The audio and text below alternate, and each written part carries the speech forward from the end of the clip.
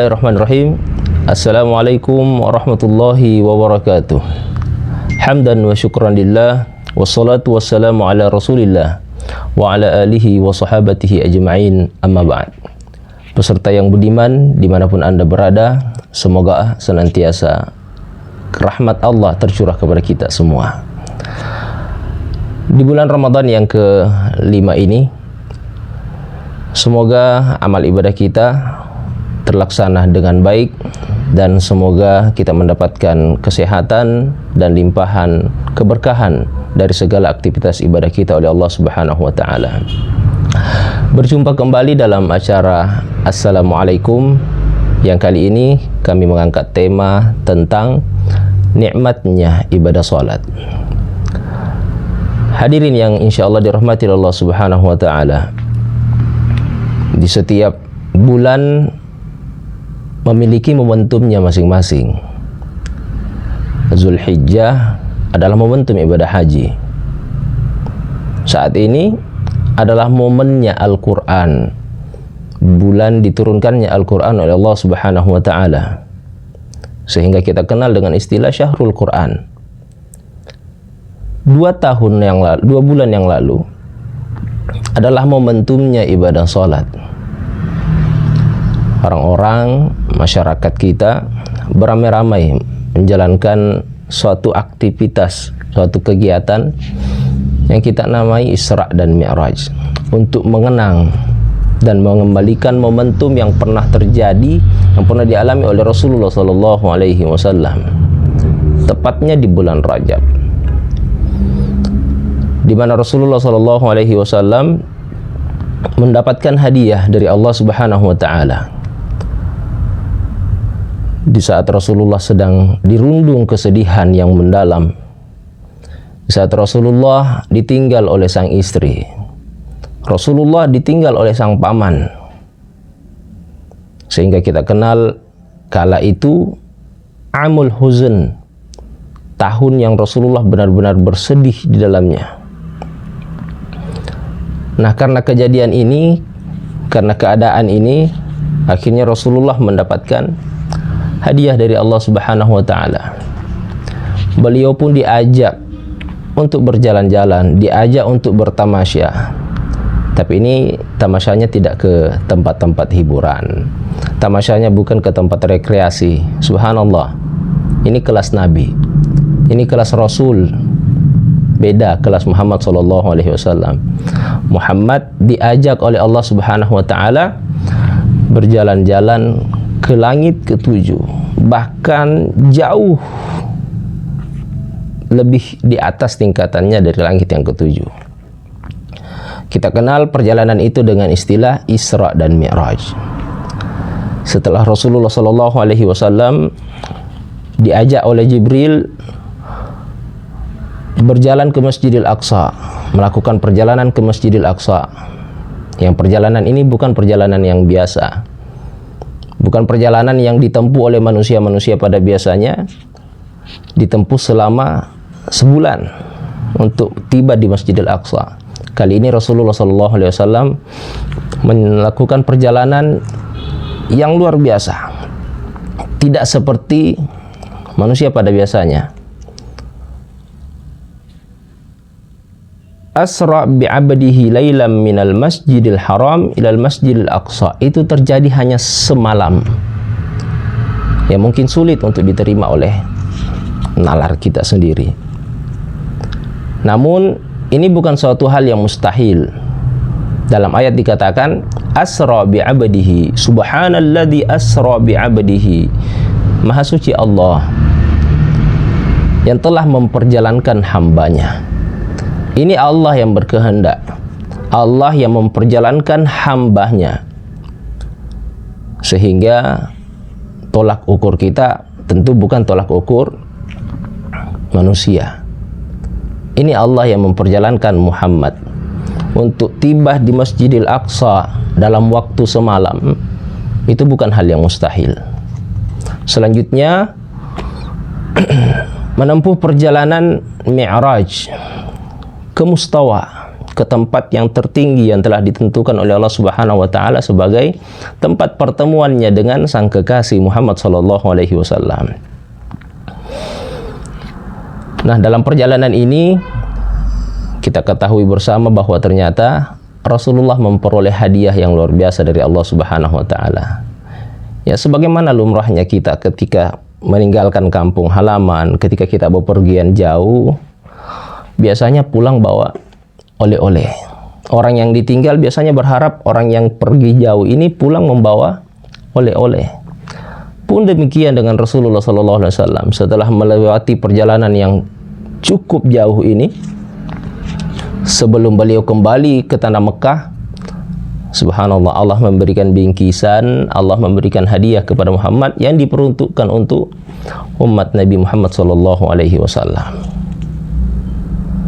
Dengan gembira, dengan senang, Nabiullah Muhammad sallallahu alaihi wasallam menerima oleh-oleh ini untuk segera dihantarkan kepada umatnya.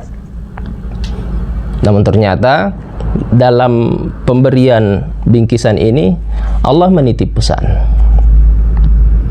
Dalam Al-Quran dikatakan, innas salata tanha anil fahsya'i wal munkar, bahwa oleh-oleh ini akan menghindarkan umatmu, akan mengurangi, akan menepis, ya, akan menghalangi umatmu dari perbuatan keji dan mungkar. Wah, ternyata ada pesan sekaligus amanah, dan tentu kita melihat ini sebagai tujuan dari disyariatkannya sholat ini, saudara-saudara sekalian. Dan inilah oleh-oleh yang dibawa oleh Rasulullah sallallahu alaihi wasallam. Inilah yang dihantarkan oleh Rasulullah sallallahu alaihi wasallam, selanjutnya diperuntukkan kepada para umatnya. Yang di saat itu subhanallah, memang keadaan umat muslimin masih terpengaruh dengan kebiasaan-kebiasaan jahiliyah. Ya. Mereka yang minum khamar masih belum terbiasa meninggalkan khamar. Mereka yang berjudi masih belum terbiasa meninggalkan perbuatan judi. Dengan adanya salat, pada akhirnya mengurangi kebiasaan buruk mereka. Dengan mereka melakukan ibadah salat 5 kali dalam sehari semalam, mereka akhirnya tidak lagi disibukkan dengan minuman-minuman keras. Dan seperti inilah yang telah dititipkan oleh Allah Subhanahu wa taala, bahwa akan menepis perbuatan keji dan mungkar. Bahwa tujuan dari disyariatkannya salat adalah untuk menghindarkan kita dari perbuatan keji dan mungkar. Selanjutnya menjadi pertanyaan kepada pribadi kita masing-masing. Setelah 1400 sekian tahun yang lalu sejak disyariatkannya ibadah ini, yang saat ini kita beramai-ramai khususnya di bulan Ramadan menjalankan ibadah salat, di setiap harinya kita menjalankan, di setiap harinya dikumandangkan azan untuk mengajak dan memanggil, mengingatkan kita pelaksanaan ibadah salat ini. Dan pada akhirnya kita hadir, mengangkat kedua tangan, kita bersujud di hadapan Allah Subhanahu wa taala. Pertanyaan selanjutnya adalah, apakah kenikmatan ibadah salat itu telah kita rasakan? Apakah kita hadir dalam menjalankan ibadah salat ini sudah benar-benar kita rasakan sebagai pertemuan antara sang hamba dengan sang Khalik? Apakah ibadah salat yang telah kita lakukan selama ini telah benar-benar menepis atau mengurangi kecondongan kita untuk melakukan kemaksiatan, untuk melakukan perbuatan yang keji dan mungkar? Karena sekali lagi sih pemirsa yang budiman, ibadah salat diturunkan, disyariatkan dalam agama kita untuk menghindarkan hamba Allah Subhanahu wa taala dari perbuatan yang keji dan mungkar. Olehnya, mari senantiasa kita introspeksi diri. Tentu tujuan yang belum tercapai dipengaruhi oleh ibadah itu sendiri. Apakah sudah terlaksana dengan baik atau sekedar kita menjalankan tanpa merasakan bahwa ini adalah bentuk penghambaan seorang hamba kepada Allah Subhanahu wa taala. Pemirsa yang budiman, saya tutup dengan satu kisah, satu kejadian nyata yang terjadi oleh kami sendiri. Sekitar 2-3 tahun yang lalu, seorang pemuda menghampiri kami di kediaman kami. Ada seorang pemuda yang datang, "Pak Ustadz, saya ingin memeluk Islam." Dari pernyataan ini saya tahu bahwa ternyata ini bukan seorang muslim yang mengaku ingin masuk ke dalam agama Islam. Ya, lantas saya ingin pastikan, saya ingin lebih memperjelas motivasinya apa sehingga ia ingin memeluk agama Islam. Setelah saya ajukan beberapa pertanyaan untuk menguatkan diri saya bahwa pemuda ini benar-benar ingin masuk ke dalam agama Islam, terakhir ia menjawab, "Pak Ustadz, kalau hari ini semisalnya saya belum dibimbing untuk bersyahadat, kemudian saya tinggalkan rumah Pak Ustadz, saya pulang ke rumah, di perjalanan saya kecelakaan meninggal, siapa yang bertanggung jawab kalau saya meninggal dalam keadaan Nasrani?" Subhanallah, ternyata benar-benar saudara kita ini sudah benar-benar bulat tekadnya untuk memeluk agama Islam. Akhirnya saya ajak untuk bersyahadat dengan segala persiapannya. Tepatnya pukul 10 pagi kita bersyahadat, kemudian sambil menunggu waktu pelaksanaan salat duhur. Selanjutnya saya ajak untuk melaksanakan ibadah salat duhur berjamaah, dan saya katakan, silahkan ikut. Ini umur keislamannya baru 2 jam ya. Umur keislamannya baru 2 jam, belum tahu apa-apa tentang salat, bacaan salat tentu belum ada. Jadi saya katakan cukup ikuti gerakan. Akhirnya takbir, dia ikut takbir, ruku dia ikut ruku, sujud dia ikut sujud, hingga pada rakaat terakhir kami sudah duduk bertahiyat, tahiyat akhir, jamaah yang lain sudah ikut bertahiyat terakhir, tapi sang pemuda ini masih tetap dalam sujudnya, masih tetap dalam sujud terakhirnya. Berselang beberapa waktu, barulah akhirnya dia bangkit dari sujud. Ya, pada saat bangkit tidak lagi salam ke kiri dan ke kanan. Tadi tidak terlihat olehnya bahwa setelah sujud ini duduk dan salam. Bangkit dari sujudnya langsung memeluk ke saya, langsung merangkul dalam keadaan menangis, dalam keadaan terisak-isak, menangis sejadi-jadinya. Saya balas peluk, saya balas rangkul sambil bertanya, "Ada apa saudaraku? Kenapa kau menangis? Apa yang kau rasakan?" Kemudian terucap dari mulutnya dengan suara yang lirih yang mengatakan, "Subhanallah, ternyata enak sekali itu ya sholat. Ternyata sholat senikmat ini. Dari dulu saya iri, dari dulu saya rindu, dari dulu saya mau merasakan apa yang kalian rasakan.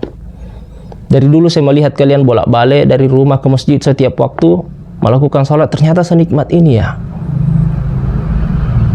Kapan lagi kita sholat, Ustaz? Kapan lagi sholat berikutnya?" Subhanallah, menjadi teguran, menjadi pukulan tersendiri kepada pribadi kami sendiri. Masya Allah, senikmat ini sholat yang dirasakan oleh saudara kita yang usia keislamannya baru 2 jam, yang senantiasa merindukan kapan hadirnya sholat berikutnya, yang ia bisa merasakan getaran, ia bisa meneteskan air mata dalam sholatnya. Ada pengakuan dari dirinya bahwa nikmat sekali sholat, ternyata senikmat ini sholatnya. Saudaraku pemirsa yang budiman, bagaimana dengan kita? Bagaimana dengan sholat yang telah kita lakukan selama ini? Mari kita memaksimalkan pelaksanaan ibadah. Mari kita memaksimalkan salat kita kepada Allah Subhanahu wa taala. Kita jadikan media, kita jadikan momen untuk benar-benar dekat kepada Allah Subhanahu wa taala dari setiap salat yang kita lakukan. Ya, semoga Allah meridhoi kita semua. Wassalamualaikum warahmatullahi wabarakatuh.